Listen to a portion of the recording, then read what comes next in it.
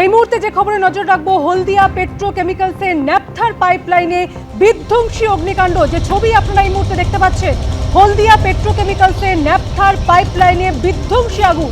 বেশ কয়েকটি এলাকা ক্ষতিগ্রস্ত হয়েছে, এমনকি বেশ কয়েকজন আহত হওয়ার আশঙ্কা তৈরি হয়েছে। আগুন নিয়ন্ত্রণে আনতে ঘটনাস্থলে দমকলের বেশ কয়েকটি ইঞ্জিন রয়েছে।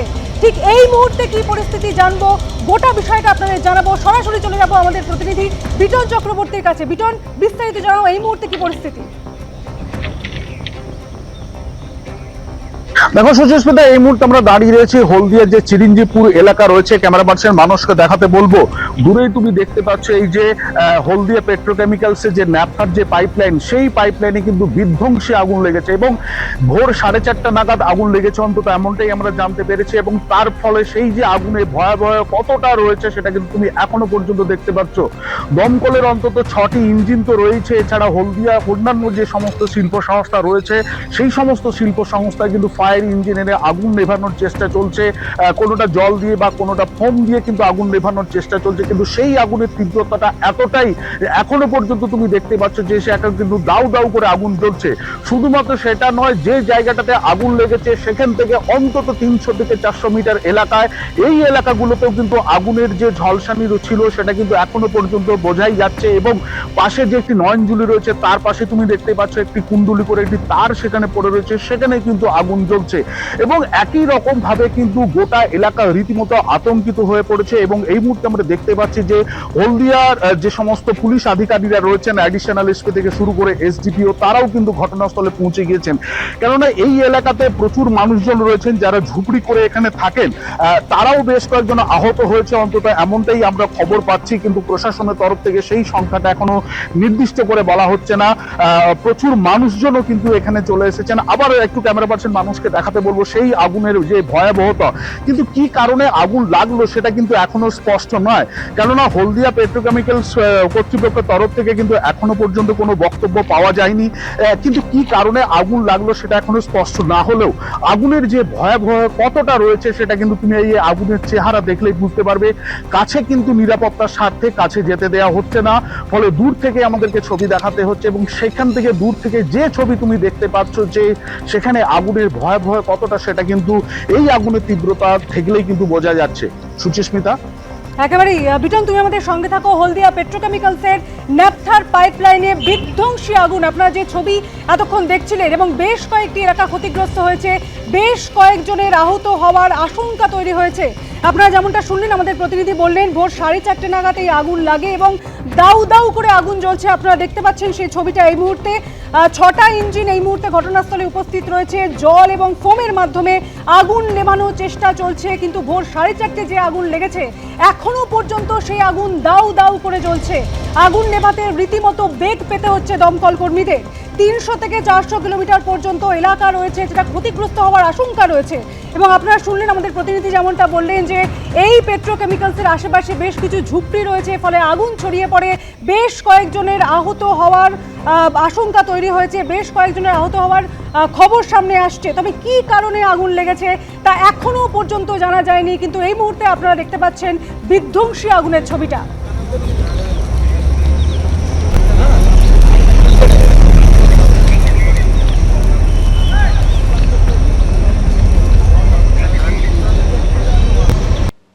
তৃণমূল এখন ছন্নছাড়া।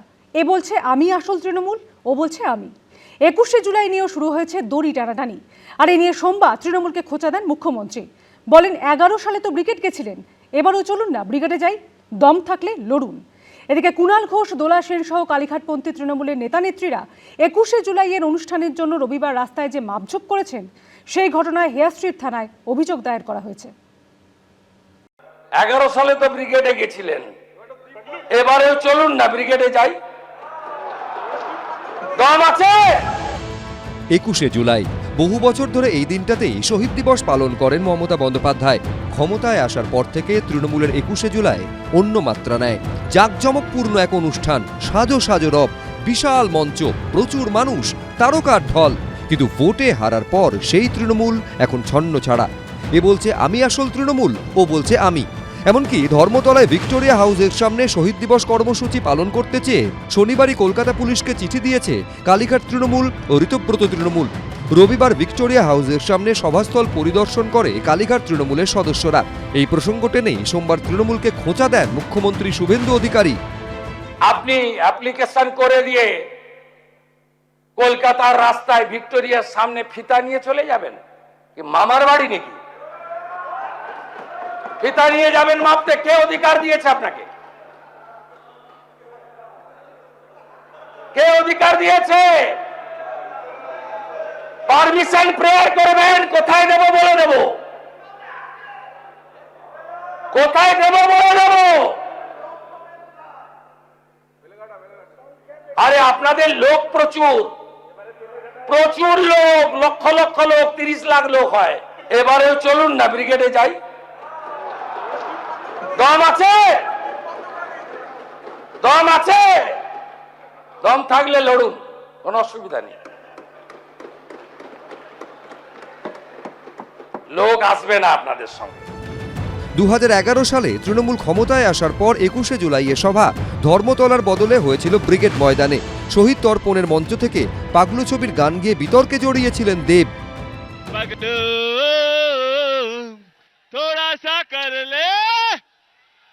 ব্রিগেডের লোকের যেন ভয় না দেখান।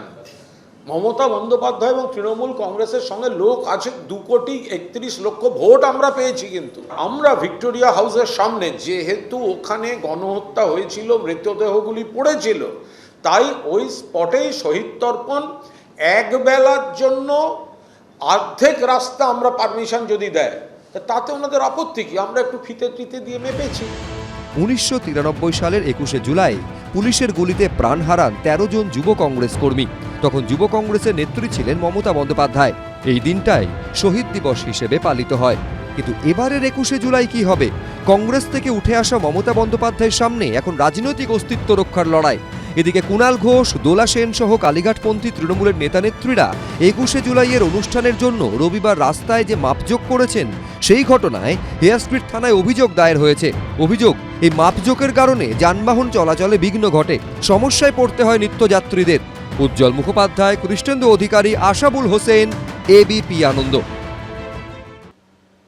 তারাতলা কাণ্ডে প্রাক্তন মেয়র ফিরহাদ হাকিমের ওএসডি কালীচরণ বন্দ্যোপাধ্যায়ের গ্রেপ্তারি প্রসঙ্গে রবিবার ইঙ্গিতপূর্ণ মন্তব্য করেছিলেন কল্যাণ বন্দ্যোপাধ্যায়। বলেছিলেন, কালীকে ধরলে হবে? কালী রাখার জন্য তো দোয়াত্রা দরকার। সোমবার বিধানসভা থেকে তাৎপর্যপূর্ণ মন্তব্য করলেন মুখ্যমন্ত্রী শুভেন্দু অধিকারীও। বললেন, পেন যদি ফিরহাদ হাকিম হয়, দোয়াতটার নাম মমতা ব্যানার্জি। তাহলে কালীর সঙ্গে যদি পেনও যায়, তাহলে দোয়াতকেও যেতে হবে। আরে পেন যদি ফিরহাদ হাকিম হয়, তাহলে দোয়াতটার নাম মমতা ব্যানার্জি। তাহলে কালীর সঙ্গে যদি পেনও যায়, তাহলে দোয়াতকেও যেতে হবে। তারাতলায় গোডাউন ভেঙে ভয়ঙ্কর বিপর্যয়, মৃত্যু মিছিল। এই ঘটনায় কলকাতা পুরসভার প্রাক্তন মেয়র ফিরহাদ হাকিমের ওএসডি কালীচরণ বন্দ্যোপাধ্যায়কে গ্রেফতার করেছে পুলিশ। এরপরকে এই আবহে রবিবার ইঙ্গিতপূর্ণ মন্তব্য করেন তৃণমূল সাংসদ কল্যাণ বন্দ্যোপাধ্যায়। শুধু কালীকে ধরলে হবে? কালী রাখার জন্য দোয়াতটা তো দরকার। যে দোয়াতে কালী এতদিন ছিল, তাই তো? তার দোয়াতটাকে নিয়ে আসুন। এই প্রসঙ্গ টেনেই সোমবার বিধানসভায় তাৎপর্যপূর্ণ মন্তব্য করেন মুখ্যমন্ত্রী শুভেন্দু অধিকারীও। আরেকজন বলছেন, কালী তো গেছে, দোয়াত আর পেন যায়নি কেন? আরে পেন যদি ফিরহাদ হাকিম হয়, তাহলে দোয়াতটার নাম মমতা ব্যানার্জি। তাহলে কালীর সঙ্গে যদি পেনও যায়, তাহলে দোয়াতকেও যেতে হবে। একসঙ্গে সবাইকে যেতে হবে। কিন্তু এই সরকার প্রমাণ ছাড়া কিছু করবে না। জোগাড় করছি, এভিডেন্স থাকলে কাউকেই ছাড়বো না, নিশ্চিন্ত থাকবে। শুক্রবারই সরকারি আইনজীবী আদালতে সওয়াল করেছিলেন, কালীচরণ যা করতেন তা পুরো টিম ওয়ার্ক। যেখানে অনুমোদন দেওয়া যাবে না, সেখানে কালীচরণ অনুমোদন করিয়ে দিতেন। এরপর শনিবার কার্যত ডেডলাইন দিয়ে ফিরহাদ হাকিমের গ্রেফতারির দাবি প্রসঙ্গে ইঙ্গিতপূর্ণ মন্তব্য করেন কুণাল ঘোষ। যদি আজ 5টার আগে অ্যারেস্ট হন ফিরহাদ হাকিম, তাহলে বুঝবো শুভেন্দু অধিকারী যা দেখিয়েছেন ঠিক করেছেন, সততার সঙ্গে দেখিয়েছেন। সোমবার বিধানসভায় এই প্রসঙ্গও তোলেন মুখ্যমন্ত্রী। বলছেন আপনি প্রাক্তন মেয়রের নাম বলেছেন, বিকেল 5টার মধ্যে গ্রেফতার করতে হবে, তাই নাকি? তাহলে আপনি এখানে চলে আসুন। যাকে তোলার তুলেছি। মুখ্যমন্ত্রী নিজে বলেছিলেন যে দেখুন কার সই আছে, প্রাক্তন মহানাগরিকের। আমি সেই কারণে বলেছিলাম যে যদি দোষের হয় তো তাহলে আপনি অ্যারেস্ট করুন। এখন মূল প্রশ্ন হলো, কোন বড় মাথার দিকে কি এগোবে নতুন সরকার? উজ্জ্বল মুখোপাধ্যায় ও কৃষ্ণেন্দু অধিকারীর রিপোর্ট, এবিপি আনন্দ। এখন বিরোধীদের মধ্যেও দুভাগ, কালীঘাট তৃণমূল আর ঋতব্রত তৃণমূল। আর জানিয়ে সোমবার বিধানসভায় তৈরি হলো নাটকীয় পরিস্থিতি। ভোটাভুটির আগে অধিবেশন কক্ষ থেকে বেরিয়ে যান ঋতব্রত তৃণমূলের সিংহভাগ বিধায়ক। তার মধ্যেই কয়েকজন আবার দলছুট হয়ে যান। দ্বিতীয়ার্ধে আবার কালীঘাট তৃণমূলের কুণাল ঘোষ উঠে গিয়ে বসেন ঋতব্রত তৃণমূলের বেঞ্চে। ছন্নছাড়া তৃণমূলের এই অবস্থা নিয়ে কটাক্ষ ছুড়ে দেন মুখ্যমন্ত্রী। তৃণমূল এখন দুই শিবিরে বিভক্ত, কালীঘাট তৃণমূল, ঋতব্রত তৃণমূল। কিন্তু শিবিরের মধ্যেও কি শিবির তৈরি হচ্ছে, বিভ্রান্তি তৈরি হচ্ছে? সোমবার বিধানসভায় যা দেখা গেল তার থেকেই উঠছে প্রশ্ন। সোমবার বিজেপি সরকারের দুটি বিল পেশ করেন অনগ্রসর শ্রেণী কল্যাণ মন্ত্রী গৌরীশঙ্কর ঘোষ। বিল পাশে ভোটাভুটি শুরু হতেই তৈরি হয় নাটকীয় পরিস্থিতি। অধিবেশন কক্ষ থেকে বেরিয়ে যেতে শুরু করেন ঋতব্রত তৃণমূলের সিংহভাগ বিধায়ক, কিন্তু কয়েকজন দলছুট হয়ে যান। মাননীয় সদস্যরা নিজ নিজ আসনে বসুন, গেটটা বন্ধ করে দিন, এখন গেট খোলা যাবে না। যখন বেল বাজলো তখন কি করেছিলেন? তখনও তো আপনারা এই ডিসিশন নিতে পারতেন। এই অবস্থায় বিধানসভার ভেতরে নিজের নিজের আসনে বসে পড়েন ঋতব্রত তৃণমূল শিবিরের 7 জন বিধায়ক। তাদের কয়েকজনকে মুখ্যমন্ত্রী শুভেন্দু অধিকারীর সঙ্গে কথা বলতে দেখা যায়। দেখুন, ওয়াকআউট একটা সব কিছু একটা প্ল্যান মাফিক হওয়া উচিত, যেটা আমাদের মধ্যে একটু মানে ভুলবশত যে কারণেই হয়েছে, এটা প্ল্যান মাফিক হয়নি। ঋতব্রতদার অফিসে আমরা বসবো আবার। এতে গেল প্রথমার্ধের কথা। বেলা গড়াতেই আর এক কাণ্ড। ঋতব্রত তৃণমূলের তরফে বক্তব্য রাখছিলেন গোয়ালপুকুরের বিধায়ক গোলাম রাব্বানি। তখন আচমকা তার সামনের সারিতে দেখা গেল এই ছবি। কালীঘাট তৃণমূলের কুণাল ঘোষ উঠে গিয়ে বসলেন ঋতব্রত তৃণমূলের বেঞ্চে। একই সারিতে তখন ফিরহাদ হাকিম, জাভেদ খান, কুণাল ঘোষ ও আখরুজ্জামান। তাদের কথাবার্তায় রীতিমতন বিরক্ত হন গোলাম রাব্বানি। প্লিজ প্লিজ, ও কুণাল দা প্লিজ। বিধানসভায় হই হট্টগোল শুরু হয়। এরপর ফের ফিরহাদ হাকিম, জাভেদ খানদের সঙ্গে আলোচনা শুরু করেন কুণাল ঘোষ। বক্তব্যের মধ্যে এই ছবি দেখে বিরক্তি প্রকাশ করেন গোলাম রাব্বানি। কি ডিস্টার্ব করছো তুমি? এরপর ঋতব্রত তৃণমূল ও কালীঘাট তৃণমূলের সংঘাতের ছবি ধরা পড়ে বিধানসভায়। শোভনদেব চট্টোপাধ্যায় অভিযোগ করেন, তার জায়গায় কুণাল ঘোষ বলবেন বলে চিফ হুইপকে জানিয়েছিলেন তিনি। তারপরেও তারই নাম দেওয়া হয়েছে। যাকে নাম দেবো তাকে বলতে দিতে হবে, তার নাম করবার অধিকার কে দিয়েছে চিফ হুইপকে?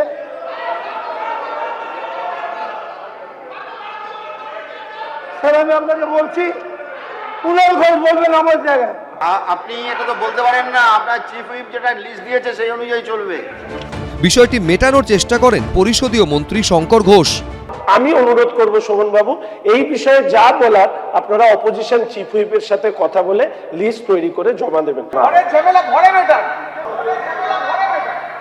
যেটা নিয়ম সেটা মেনেই আমি তার কাছে আগে আমার নাম দিয়েছি। আমি যে নামটা দিয়েছি সেটা কেটে বারবার কেন আমার নামটা বসানো হচ্ছে? ছন্ন ছাড়া তৃণমূলের এই অবস্থা নিয়ে কটাক্ষ ছুড়ে দেন মুখ্যমন্ত্রী। এর জন্য তো আপনারা খেসারত দিয়ে আজকে অপোজিশনে, তাও আবার শক্তপোক্ত অপোজিশন নয়। কেউ বেরোচ্ছেন, কেউ জামা ধরে টানছেন, কেউ বলছেন আমি তৃণমূল, আরেকজন বলছেন না ওরা তো ল্যাম্প পোস্ট।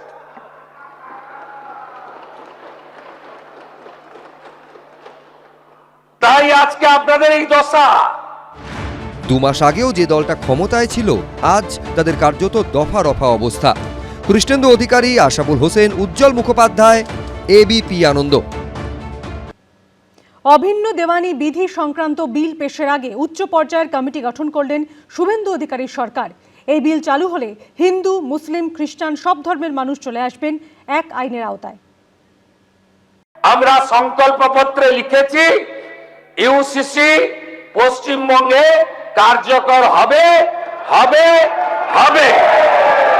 ওবিসি সংশোধনী এবং গুন্ডা দমন সংক্রান্ত বিল সোমবার পাশ হয়েছে বিধানসভায়। অন্যদিকে অভিন্ন দেওয়ানি বিধি সংক্রান্ত বিল পেশের আগে উচ্চ পর্যায়ের কমিটি গঠন করল শুভেন্দু অধিকারীর সরকার। এই রাজ্যে একটা আইন চলবে, ধর্মের ভিত্তিতে দুটো বিল চলবে না। শুধু এক্ষেত্রে মূলবাসী, আদিবাসী এবং কুর্মী সহ যারা আছেন, যারা আমাদের প্রাচীন জনজাতি মূলবাসী, তারা এই প্রস্তাবিত বিলের আওতার বাইরে থাকবে। কমিটির হেডে থাকবেন সুপ্রিম কোর্টের retired justice Ranjana Desai chairperson. এর সঙ্গে মেম্বার থাকবেন একজন retired IAS officer, legal expert, একজন শিক্ষাবিদ, একজন সোশ্যাল ওয়ার্কার এবং একজন additional secretary general administration department secretary হিসাবে। এই অভিন্ন দেওয়ানি বিধি সংক্রান্ত বিলে বিয়ে ও উত্তরাধিকার সংক্রান্ত একাধিক সংস্থান রয়েছে। মুসলিম ও খ্রিস্টান দুই সম্প্রদায়েরই বর্তমানে বিবাহ ও বিবাহ বিচ্ছেদ এবং উত্তরাধিকার সংক্রান্ত আলাদা আইন রয়েছে। ইউনিফর্ম সিভিল কোড বা অভিন্ন দেওয়ানি বিধি চালু হলে হিন্দু, মুসলিম, খ্রিস্টান সব ধর্মের মানুষই চলে আসবে এক আইনের আওতায়। কিছু জনজাতি বা কিছু সমাজের একাংশের পুরনো রীতি, নিজস্ব রীতিকে আপনি সম্মান দিচ্ছেন, বাকিদের ক্ষেত্রে সম্মান দিচ্ছেন না। সমাজের যেটাই সামাজিক রীতির উপর আসবে সেটা একটা ঐকমত্যের ভিত্তিতে হওয়া উচিত। আমরা পক্ষে বিপক্ষে এই ধরনের বিতর্কে চাইছি না। আমরা চাই সরকার দুম করে চাপিয়ে না দিয়ে, তড়িঘড়ি না করে, যেটাই হবে, যে সমাজ হোক, সকলের সঙ্গে একটা ঐকমত্যের ভিত্তিতে যা করা যায়। বিধানসভা ভোটের আগে রাজ্যে ইউনিফর্ম সিভিল কোড চালুর কথা শোনা গেছিল প্রধানমন্ত্রী থেকে কেন্দ্রীয় স্বরাষ্ট্রমন্ত্রীর মুখে। भाजपा का संकल्प है बंगाल में यूसीसी लागू कर तुष्टीकरण की राजनीति को हमेशा के लिए खत्म किया जाएगा। हम 6 माह के अंदर ही बंगाल के अंदर यूसीसी को लागू कर कर सभी नागरिकों के लिए एक ही कानून बंगाल में हो, वो सुनिश्चित करें। तो भारत के हर धर्म के नागरिक के लिए समान कानून हो, वो तुष्टीकरण है, या कोई नागरिक 4 शादी कर पाएगा और कोई नागरिक 1 शादी कर पाएगा, वो तुष्टीकरण है। বিজেপির সংকল্পপত্রের 10 নম্বর পয়েন্টে উল্লেখ ছিল অভিন্ন দেওয়ানি বিধি বাস্তবায়নের জন্য আইন প্রণয়ন করা হবে। দেশের মধ্যে উত্তরাখণ্ডে প্রথম অভিন্ন দেওয়ানি বিধি চালু হয় 2025 সালের 27 জানুয়ারি। অভিন্ন দেওয়ানি বিধি চালু হয় উত্তরাখণ্ডে। এরপর গুজরাট ও অসমে অভিন্ন দেওয়ানি বিধি চালু হয়। গোয়ায় দীর্ঘদিন ধরে অভিন্ন দেওয়ানি বিধির আদলে গোয়া সিভিল কোড চালু রয়েছে। উজ্জ্বল মুখোপাধ্যায়, কৃষ্ণেন্দু অধিকারী, এবিপি আনন্দ। এবিপি আনন্দ, এগিয়ে থাকে, এগিয়ে রাখে।